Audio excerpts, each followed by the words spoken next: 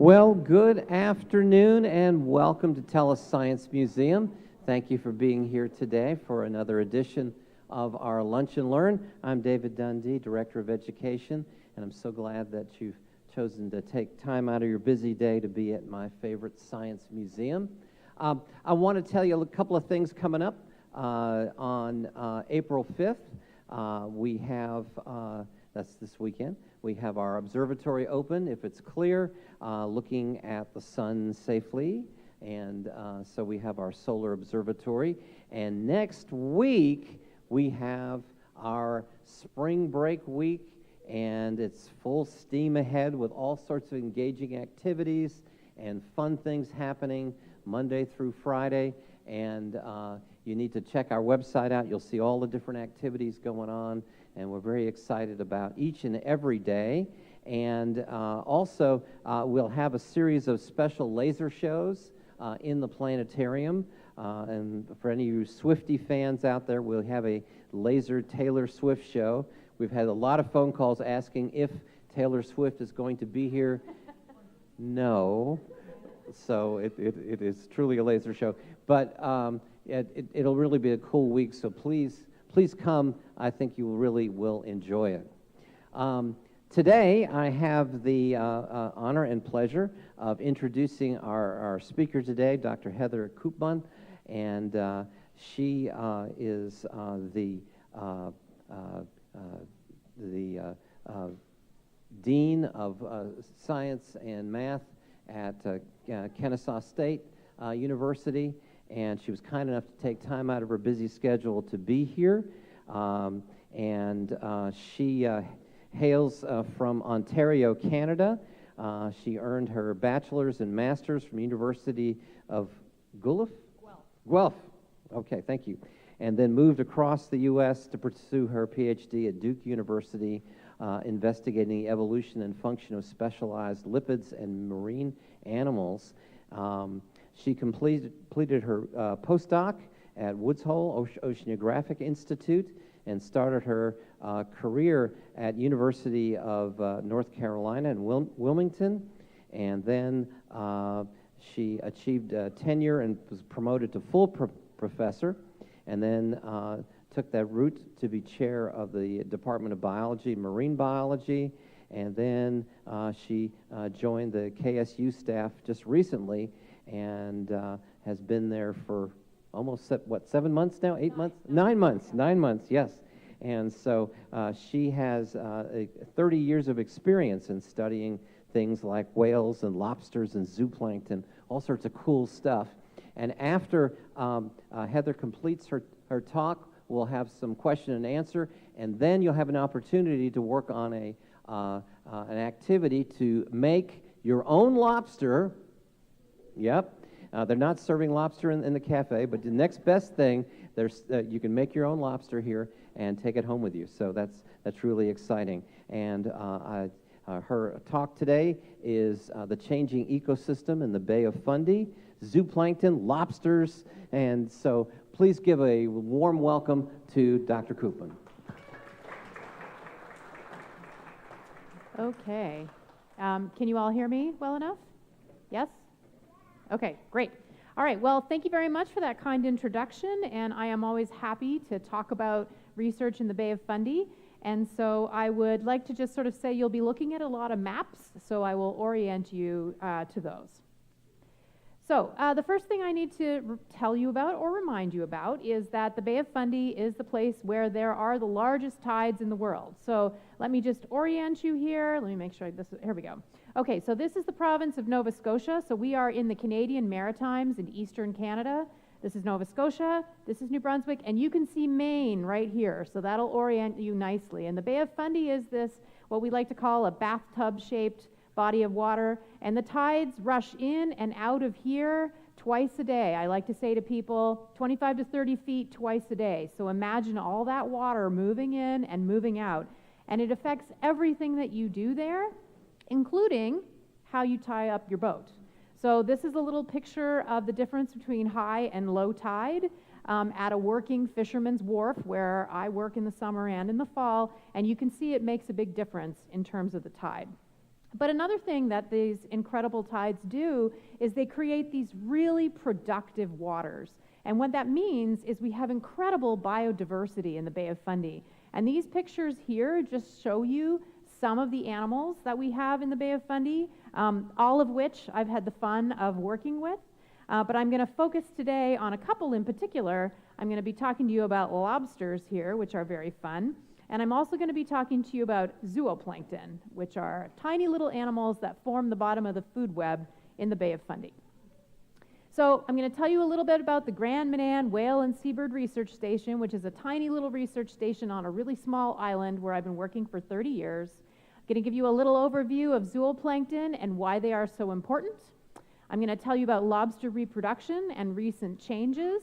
And then I'm going to tell you about how we're working with fishermen to kind of think about the future and sustainability of the fishery in the Canadian Maritimes, which also has implications for the fishery in New England waters, especially in Maine. And then we'll talk about the importance of people who are on the water, boots on the ground, if you will, every day.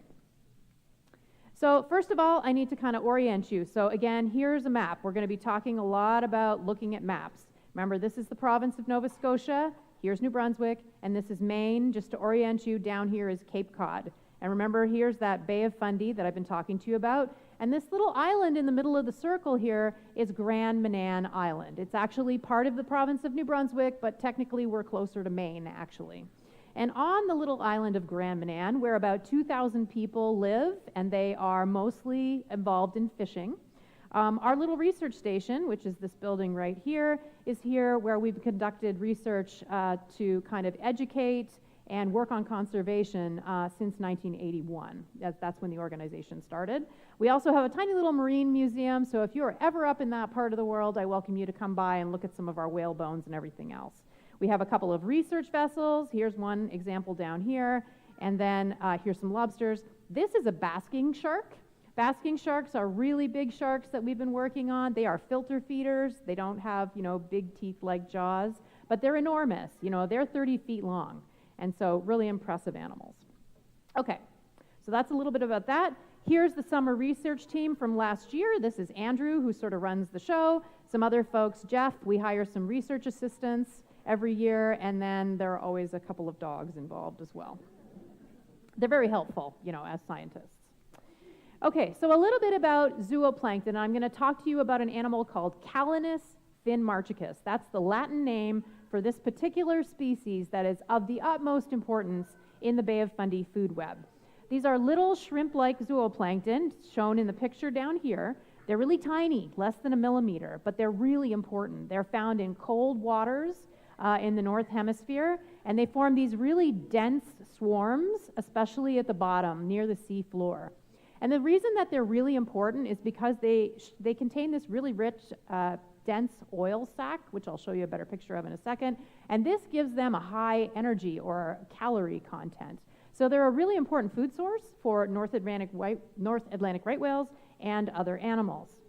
They have a really complicated life cycle that I'm not going to go through all of, but what I want you to know is that we have adults, they lay eggs, they go through a bunch of these naupliar phases, then they turn into copepodites or copepodites, depending on how you say it. But the important stage here is this one, C5, and it's right before they become adults. And that's because the C5 stage is the one that overwinters, and to overwinter, they need that really big egg oil sac, and that makes them really valuable in terms of calories for animals that are going to eat them. And so Calanus, as you can see here, again here, this picture here is outlining that really nice oil sac. It gives them a high fat content, so they're really energy rich. And they're eaten directly by animals like basking sharks and herring, and then indirectly by other animals, because of course tuna, seals, and a lot of whales eat the herring that are eating these C5 Calanus, so they're really important. This is a blow-up of a Calanus with that big oil sac that you can see really well in the middle here. So how do we collect samples? We go out in our small boat and we send down what's called a bongo frame net. That's this thing here. We send it down to the sea floor and haul it up, and it collects everything that's in the water column. Again, I told you I was going to show you a lot of maps. Here's a blow-up of the Bay of Fundy. Here's my little island. Here's Maine, here's Nova Scotia, and this area in blue here is this area that is the deepest water in the Bay of Fundy, and it's also where North Atlantic right whales used to come for summer feeding years ago. There were lots of them there. And so this is the area in which we would find whales feeding on zooplankton, and so we collect samples from there every year. Are there any trends? So let me show you what you're looking at here. Every time we haul up that net, we dump the contents into a jar, and we preserve these so that someone can go behind and identify all the animals that are in there and count them. And these are some of the hauls from the summer in various years, and you can see just looking at this, there's a lot of variability, right? 2011 looks great. Look at all the animals in these jars. 2015, not so much. So there's a lot of variability from year to year. But I can actually show you a little bit more data, which is slightly informative. So what are you looking at here? These are all the tows that we've conducted in the summer months of August and September from 2006, when we started doing this, up until, I think the latest year here is 2022. We don't have 23 or 24 data in here yet. And what are you looking at exactly? The orange line tells you the number of those C5 calanists that are in each of these tows. Those are the ones that I talked to you about with the rich oil sac that we care about. The blue line is everybody else, all the other species who are in there who don't have that oil sac and are not as valuable. And you can see that in the early years of our study right here, first of all, the orange line is at the top, right? Calanus was the dominant species here, and there was a fairly steady number of them. But since around 2009, 2010, there's been a change in how many Calanus are there, a lot more variability, and also a lot more variability in the blue line, right, which is everybody else. And you can think about it, if you're an animal that's there to eat the orange line critters, you're going to be pretty disappointed if the blue line is overwhelming it and the orange line is low. What have we actually found? Well, you have to look both at quantity, how many of them are there, but also quality. How good are they to eat? Am I eating a potato chip or a chocolate bar? So what we have here is, again, the proportion of these zooplankton that are those C5s, so the fraction that are the animals we're interested in, and as you can see pretty clearly, that's been declining over time since 2006. So the numbers that are the target species we're interested in has been going down. On top of that, quality is also going down. And so if I kind of look at size as a measure of this, so, you know, how much does each one of those little guys weigh? Again, you can see a decline over time. And another way that we can look at this is think about the equivalent of these little critters that you need to make up the energy content of a banana, right? A banana has about 89 calories. How many little Calanus do I need to make a banana? Well, in the early part of the study, in 2006 to 2011, we needed 36,000 little Calanuses to make a banana. Later on, 54,000, right? So a lot more of them to make the equivalent of a banana. So the quality's going down too. So they're smaller and they contain less energy. And if you think about how predators eat these things, it's the number and the quality, right? So I like to think about a mouthful. If a whale is swimming around and it engulfs a mouthful of these copepods, how much energy are they actually getting? And again, this is what we've calculated here. And what I want you to see is that in the early part of this study, the average was around 6,000, and after 2012, it went down significantly, or a decline of 40%. So this is a big deal if you're eating these animals. And what we think has happened is that there was a change in oceanographic currents around the time that we noticed a shift in our copepods. And what's happened is warm slope water has come into the Gulf of Maine, and this is causing animals who don't regulate their body temperature, so when things get warmer, their metabolism goes up. So they're using up that oil sac a lot faster. And so what is happening, we think, is that these Gulf of Maine copepods are eventually making their way into the Bay of Fundy, and this warmer water is what's contributing to this lower energy content for these animals. What does this mean? Well, if you're a predator focusing on these little copepods, you're either getting less energy or you're spending more time trying to find that energy, right, which can impact all kinds of things, growth, health, reproduction, and we're especially worried about animals like the North Atlantic right whale. This is already the most heavily endangered large whale on the planet. There are only around 350 of them left, best guess. They're not producing enough babies every year, and we're doing a really good job as humans of not helping them survive. They get entangled in fishing gear and they get hit by large ships. And so this is going to have implications for this species in particular. It also, it turns out, sort of moving into my next topic, which is lobsters, it might be having an impact on larval lobsters, because there's now evidence that the abundance of these little Calanus guys matches up with the abundance of larval lobsters, and we think larval lobsters might be eating these little zooplankton. And there's a study going on at the University of Maine right now to kind of try and address this. And one of the things I want to bring to your attention is that this graph right here talks to you about lobster landings in the area around Graham and Ann, my little island, so the fishery that goes out and collects lobsters, has sort of been, so these are the years here. There was a little peak around 2005 or 6, and then a big boom in 2016, 2018, and then it has since declined. And because it takes 7 years for a little lobster to get to market size, it sort of matches up if you backtrack when things started to go downhill a little bit for our zooplankton guys. And so we're still working this out, but it certainly is suggestive that this might be a problem. Okay, so now I'm going to move on and talk about lobsters, which is perfect introduction to the activity that you're going to do after the talk today. So I'm going to talk to you about American lobsters. The Latin name for this species is Homarus americanus. And American lobsters can be distinguished from their southern spiny cousins, the spiny lobster, which you're going to find off the coast of Georgia as well as Florida. The American lobsters are the ones with the big claws. Spiny lobsters don't have any claws. This is the distribution map of where you're going to find American lobsters, and you can see all the way down to the Carolinas historically, and then up into the Bay of Fundy, we're right here, and then this is the island of Newfoundland in eastern Canada, so up there too. So a fairly wide range historically, although that has declined in recent years. The southern range, they've been pretty much extirpated south of Cape Cod now. Okay, now I need to tell you a little bit about lobster reproduction, because this is very important for you to kind of understand what I'm going to talk about, especially with little larval lobsters. Lobster reproduction is a very long process. So in the very first summer, what we have here is a male and a female lobster. And lobsters, in order for them to get bigger, they molt. So folks should, who's heard of molting? Who knows what that is? Yeah, okay, great. So they're going to molt, right? They're going to break out of their shell, they're going to kind of back out of it, and then they're going to grow a new shell that's a little bit bigger, and that's how they get bigger in size, like a lot of invertebrates do. And so female lobsters molt in a summer, and in that period, right after she's molted, before she grows another hard shell, that's the only time that she can mate with a male, and so that happens, and she collects some sperm from that male. And then what's going to happen is she's going to grow her hard shell, and for the whole next year till the next summer, her eggs inside her body will develop. The next summer, that's where we are here, she's going to do what's called spawning. And so the eggs that we're developing, the thousands of eggs that we're developing inside that female lobster, she will move them out and store them under her tail. And that's what you're looking at right here. This is a female lobster with eggs under her tail. She fertilizes them at the same time.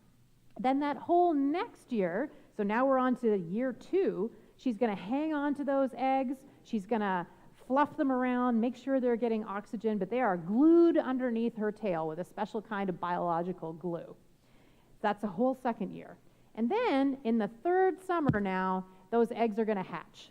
And when those eggs hatch, those little larval, tiny little lobsters, they get floated up into the water column, and they become plankton for a couple of weeks. They're small, they're moving around at the mercy of the currents. They molt a couple times, and they get bigger each time. And then after a few weeks, they molt enough times that they become heavy enough and big enough that they settle down to the seafloor, and that's where they're going to grow up to become a lobster that is big enough to take to market and have you have on your plate. So it's a very long process. Okay, so you need to know that. The other thing you need to know is that we need to think about the size of our female lobsters, because this is really important for some of the data that I'm going to show you. This is how you measure a lobster. We measure lobster size by carapace length. You go right behind the eye socket right here to the back of the carapace here, and that's how we measure the size of a lobster. And just a little bit of trivia in case you wanted to know this, in Canadian waters, a lobster has to be 82.5 millimeters long in order for that lobster to be big enough to go to market. If it's smaller, it goes back into the ocean. And then how do we think about how many eggs a female has? Well, you can look at that mass of eggs that she has under her tail, and you can measure the volume of it, and then you can collect some egg samples and measure their size, and then using math, right? We can estimate the volume of the eggs, we can estimate the volume of the mass that she's got under her tail, and then we can estimate the number of eggs that she has. And that's what I've been doing. One of the things I also told you was that female size matters. And so what this is showing you is here's length of the female, carapace length, like I just told you, how we're going to measure it, and then the estimated fecundity. Fecundity is a word that means number of eggs that a female has. And you don't need to know the details here. It's just that as females get bigger, they have more eggs. And they have more eggs because their ovaries are bigger, and they have more eggs because there's more space under the tail of a bigger lobster to carry those eggs around. And so the number of eggs increases with female size, and this is important. Okay, so how are we going to collect these samples? How are we going to measure these animals? I go fishing with the lobster fishery. Okay, everyone's, or some of you have seen the show Deadliest Catch, right? Anyone familiar with this? Yeah, okay, so you've seen it, Bering Sea, crab fishery. It's kind of like that, except scaled down a little bit. So the boats are a little smaller. They're only 55, 60 feet long. The traps are a little smaller, as you can see here. We're only fishing 20 to 30 nautical miles offshore, which is like 40 miles or something like that. And they're day trips. We leave the wharf at 4 in the morning, and I usually get back at 9 at night. So they're long days, but it's super fun. So that's what we're going to do. So I've been collecting these lobsters and measuring them from 2008 to, actually that should say 2024, because I just went out in the last fall fishery. And we're kind of looking at what changes there might be in how many eggs these females have, and what is this going to mean for the fishery. And one of the things I want to say is that none of this work would be possible without the cooperation of the fishers themselves. They let me come on their boats, they let me handle their lobsters, they trust me now. I'm at the point where at the end of a long day, I get to take the boat home to the wharf because they all go down in the bunk and have a nap. But without that relationship, none of this would be possible. So working together with people is really important to do science. Okay, so changes in fecundity. This looks very complicated, but I promise you it's not. What I want you to look at is, again, here's a graph of size of female, right, carapace length, and then this is the estimated number of eggs that females have. And the simple part of this is I just want you to look at open circles are years that are earlier, and filled in circles are years that are more recent, right? And you can get a simple takeaway from this. Even if you look at a given size of a female, the ones in the earlier years had more eggs than the ones in the recent years, right? So we can kind of see that. But one of the conflicting or compounding problems here is that we've also seen changes in the size of females that we're catching. And I've already told you that female size is important, right? Bigger females have more eggs. So if we're not catching bigger females anymore and just smaller ones, then we can't really use that to see what's happening over time, year to year, right? Because it's not a fair comparison. And we are seeing changes in female size, as you can see here. This is average female size over here, and here's carapace length, and then this is, a major decline. So female size is declining. So how do we get around that? Well, one thing we can do is say, okay, for a given female size, what's the egg estimate? And these are data from 2008 to 2020. If we just fix the size at 100 millimeters, say, carapace length, you can see there's been a 70% decline in the number of eggs a female of that size would have since 2008. That's a big deal, 70% decline. We can also fill in the years in which I don't have those fixed samples, in which we can use all the math to estimate the number of eggs, and just look at the volume of what we call the clutch, the eggs that those females have under their tails. And that's what I've done here is I've just filled in average volume for a female at 105 millimeters. And so what we've seen is declines over time. Now, what's causing this? We don't know the exact answer. It could be female health, could be egg production, maybe water temperature is having an impact, maybe there aren't enough large males around anymore. But one of the things we think is happening is that if you are a female with eggs underneath your tail, it's illegal for the fishermen to bring you in to the wharf and then sell you to market. So you have to go back over the side. And what happens is a female comes up in a trap and she's got eggs, and the fishermen throw them over the side. And then this happens repeatedly over the season, and each impact, there's evidence in other fisheries that each time a female with eggs goes over the side, a few of her eggs get knocked off. And I think that is probably contributing to what we're seeing here. Okay, so another thing we need to talk about is location. So I described to you the reproductive cycle of lobsters, right? We have little larval lobsters that go up into the currents for a while. They molt a couple times, and then they settle down and grow to become lobsters. And this is the cycle here. So here's our female who's released her eggs. They go up into the water column, and then they settle down. And where they settle down is where they're going to grow up to be lobsters. But in the meantime, we have this period where they're floating around at the currents, and the currents could move them somewhere else. And this is really important if you think about fisheries management. You've got a female who starts somewhere and releases her eggs, but these eggs may not sink to exactly where that female was, right? And that's important for thinking about how to manage these fisheries. So we're looking at where females go and where the larvae go. I need to orient you a little bit to, I talked about management, and this is kind of important because in Canadian waters, which is what we're looking at here, lobsters are managed in what are called these lobster fishing areas. They all have numbers, they're different sizes. But the important thing is that my little island right here fishes in 38. So that means people from Grand Manan Island can only set their traps in area 38. If you are from this part of Nova Scotia, you're going to fish in area 35.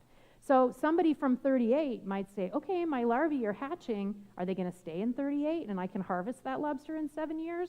Or are they going to go to 35 and now they're not mine anymore? And the answer is, we don't know. So we thought it was a good idea to kind of step in and try and figure this out. So the first thing we decided to do was tag female lobsters with eggs and ask the fishery to see where they were moving around. Because it may surprise you that lobsters move a lot further than you might think. And so we've put out about 6,000 of these super low-tech tags. These are zip ties with my phone number from my cell phone on them and a number for the individual lobster, like 1132. And we asked the fishermen to recapture them. And so we have a lot of help. A lot of boats are reporting these. And we think it's working because it's really easy. The fisherman catches the lobster. All they do is hold up a picture. They may take a picture of the number of the lobster next to, this is called a plotter. This is the location, latitude and longitude, where the boat is when that person caught that lobster, and they text it to my phone. Easy, right? And then I text them back and I say, thank you very much. And by the way, this is the location where I tagged that lobster 6 months ago. So now they know where the lobsters are moving. And they can say, oh, maybe I'll think about moving my traps based on where lobsters are moving. To be honest, they already know where the lobsters are moving. Like I always say, as scientists, you come behind the fishermen and you're just confirming hypotheses for things they already know. So this is a map again of, here's the Bay of Fundy, here's my little island. And these tiny little dots tell you where we put the tags out. And then this is where they've all been recaptured. And you can see they're going fairly far away, but they move around. And the longest distance traveled, a lobster went over 260 kilometers in 256 days, so they can move. And the longest deployment we had for a tag was over almost close to 2 years. So this is great. Great data. So the next thing we needed to, so we know they're moving around. The next thing we needed to know is where are they releasing their larvae? I told you that these females, the eggs hatch, and then they go into the circulation for a while. Where are they releasing these larvae? Because this is kind of important. So again, here's a map of our island. And historically, they would, fisheries people would conduct scuba diving surveys in these little shallow areas where females like to come in and build nests and release their eggs and count the number of females that were there with eggs as a way to figure out where they're releasing their eggs. This is complicated, it's expensive, divers can only be underwater for so long, right? So it limits your ability to look around.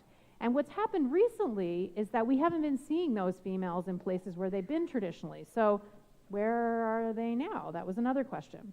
So we needed another way to look for them. So what we're doing is we're using, this is super cool, an underwater ROV, remotely operated vehicle. It's like a little underwater drone that you can stick in the water. It's this nifty little thing right here called a Marine Nav underwater drone. And you can get a video screen on top, and so we can pilot this thing around and see where these lobsters are with their eggs. And so we just got this. Last year was our testing ground for this. So here's an example of an image we were able to capture. This is, let's see, it says 14 meters, so it's about 45 feet underwater. And you can very clearly see right here, right? There's a lobster, and there's a little nest that that lobster has built. And here's another one. We see another lobster up close and personal looking at our ROV. So we were able to confirm that we can use this method to do this. And then one thing we captured that we weren't expecting was a very interesting interaction between a lobster and a crab that we didn't know, and I'll just play this for you. We'd never really observed this, but you can see it happening here. It's definitely lobster versus crab. This is a Jonah crab. And it's also very clear that crabby is not going to come out on top on this one. But we hadn't seen this before, so we were very, very excited about that. Okay. So another way that we can look for them is we can tow and try and find those little larval lobsters, right? So we can do a plankton tow and look for them. And this is something called a Newston net. It's a special net that we use, and we tow behind the boat to try and figure out where we can see those planktonic lobsters. And here are some little baby lobsters that we caught in one of our plankton tows. So we were able to say, hey, we can do that. So I told you that these lobsters float around at the mercy of the currents for a while, right? And we want to know where they're going, because as I've mentioned, that's sort of important. And people have used modeling to do this in the past. So here's an example. This is a map where someone modeled, okay, if you release lobsters from Grand Manan, these little pink things show you where those particles should go based on modeling, but nobody had really done any sort of hard experimental work. So we decided to do that. And so what we've done is we deployed these drifters. This is a drifter. And you can see it sits mostly, it floats, but it sits mostly under the surface. The only thing that sticks up is this little top here and a little flag. And it's got a satellite transmitter that transmits positions. And we deploy these where we either saw females with eggs or we caught the little larval lobsters, and we let them go for a week or two and see where these lobsters would be floating. So it's sort of mimicking that. So where are they going? So these are release locations around my little island in the first year that we tested this, and I'll show you where they went. So here's one that we released right off the top, the northern part of Grand Manan, and in a week it had bounced around and made its way over to Nova Scotia. And remember what I was talking to you about lobster fishing areas? My island is here in 38, but now it looks like those larvae are going over here as part of 34. Interesting. We thought, okay, so then we deployed some more. These two we deployed on exactly the same day, right next to each other. This one made its way over and started going to Maine. This one over to Nova Scotia. And again, this is where we caught the larval lobsters, and we deployed one here, and even in a day it had started to move further away. And another one further south sort of, again, went over to the coast of Maine. So the message is they're going everywhere. And the last thing I want to mention to you, just to kind of wrap up here, is thinking a little bit, I alluded to this earlier, thinking about the fishermen, the boots on the ground, the people who are on the water every single day who see the changes that are happening. They're the ones that have the knowledge. This gentleman right here, this is Captain Neil Morse. I've been fishing with Neil for ever since I started this study. Neil is just turning 75. The man refuses to retire. And he's been fishing for more than 6 decades. And think about what somebody like that has seen, the amount of information they have in their heads. I have greatly grown to respect the knowledge that these people have. We couldn't do any of this work without them. And the super cool thing is that Neil's been fishing, but now we're moving into the next generation. This is Keith, his son, who also now runs his own lobster boat. And Keith's son, Alex, is a teenager. He's 16. He's getting ready to take over Neil's boat. So now we're seeing like a third generation in the family. But the privilege for me is when I go out fishing with Neil, I told you we leave at 4 in the morning. It takes us 2 hours to steam out to where the first traps are. And I stay up with Neil, and we drink coffee, and we talk about the fishery, and he tells me about the history. And it's the best 2 hours of my entire day. So it's really rewarding to work with those folks. Also, you get to see amazing sunrises like this. So next year, we're going to continue with the work, so I can, maybe give you an update next year on all the things that we're talking about. So we're going to keep looking at plankton. We're going to keep doing our underwater drone work. We're going to do more of that drifter work and then keep talking with the community.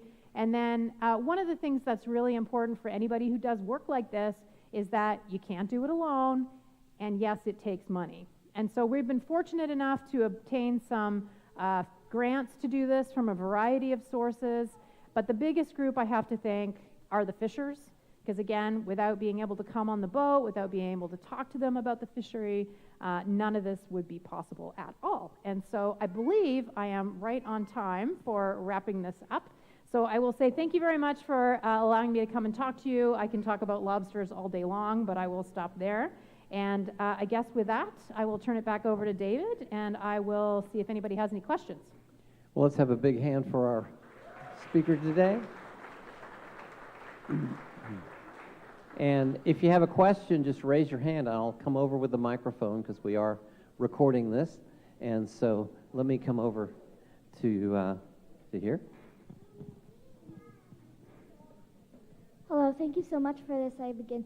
What inspired you to start learning about lobsters? Okay, this is interesting. So I've been working out on my little island for probably 15 years. I went out there as a graduate student to do some work. And I met Neil, my fisherman, one morning. And I had just read some scientific papers about lobsters. And I was trying to prove that I was a young scientist who knew what I was talking about. And I said, Neil, don't you think that, there should be a maximum size limit on lobsters? And don't you think that, maybe we should be protecting the really big ones? And he said, what do you mean by really big, Heather? And I said, well, I've read papers, Neil, and, a big lobster is about like this, because that's what it said in the scientific literature. And he said, you have no idea what you were talking about. You need to come out fishing with me when I learned a big lobster is like this. Whoa. And so that's how I got inspired to work on lobsters, because he told me and reminded me I had something to learn. Okay, got another question right here. Earlier, I asked you about the crown of thorns starfish. Yep. Do you know anything about the crown of thorns starfish? I don't. I don't know a lot about echinoderms, which is where the starfish falls into. I'm more a crustacean person, which are things like crabs and lobsters. What do they eat? What eat? Lobsters? The lobsters. Okay, so we think that the little babies eat the little zooplanktons, right? I sort of told you that. But lobsters are sort of like, they're not picky, right? They'll eat trashy things. They'll eat anything. They'll eat the crabs that you just saw getting destroyed in that video. They'll eat dead fish. They're not very discerning. They'll eat pretty much anything that's down on the seafloor that is biological. Do lobsters eat shellfish? Yeah, they will pick apart a crab. You'll often see when the trap comes up onto the boat, you'll see live lobsters in there flapping around, and then you'll see an empty crab carapace. So clearly somebody in the trap had lunch while the trap was on the bottom. In the graphs, why was the 2012 one not in the graphs? Like, it didn't have the line. Oh, very observant. I am impressed. 2012 was for 1 year. I wasn't able to get up there and get sampling, and so I just don't have data from that year. Excellent observation. Wow. Wow, that was good. Do you think if the high-protein plankton went extinct, do you think the lobsters and the whales would go extinct? That's a really interesting question. I think it would be a big impact on them. Animals are really good at trying to adapt to new situations, right? So they might try to move on to a different food source. I think it would be, that's hard. I think lobsters might be able to move on to a different food source. An animal like a right whale is going to have a hard time because a lot of the other plankton that would be there to replace, if you will, in case that species went extinct, it's sort of like eating a piece of popcorn instead of eating like a chocolate bar in terms of energy content. And so they'd really have to eat a lot of them to be able to get the same equivalent value out of them. So I think it would be really tough in that case. Okay, have a young man up here up front. Why do you only find plankton in cold water? Why do we find them in cold water? It's very common. There's plankton in most water, right? So it's just this is the particular species that lives in the water where I'm working, which tends to be really cold. So it's usually somewhere around 8 degrees Celsius at the bottom in the summertime and maybe 5 in the winter. So it's chilly. And we find the species I'm talking about all the way through, you'd find them through the Canadian Maritimes, but also into Scandinavia. If you know where Norway and Sweden are, you'd find them over there too. Well, now we know who cleans up the ocean. Trash lobsters. Okay. And last question way over here. What is the biggest lobster that you have ever seen? Let's see. I remember having a lobster that I couldn't hold it in one hand. So certainly, like if I picked up its claws, its tail would probably be to my knees, something like that. Big lobster. And one other thing, since you asked this, we don't know how to tell how old a lobster is, which is a problem. Because as a lobster gets bigger, I told you, right, they molt, right? So they grow out of their shell and they grow a bigger shell. So you can't just look at the size of the shell to tell you how old the lobster is, because they don't molt every year. The males, as they get bigger and bigger, might molt every 2 years. The females, it might be 3, 4, 5 years.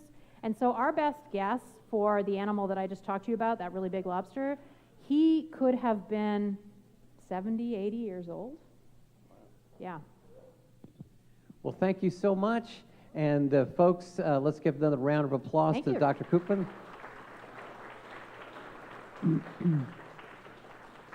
And for all my young scientists, we have a special activity, making your own lobster, over here in the corner. Woohoo!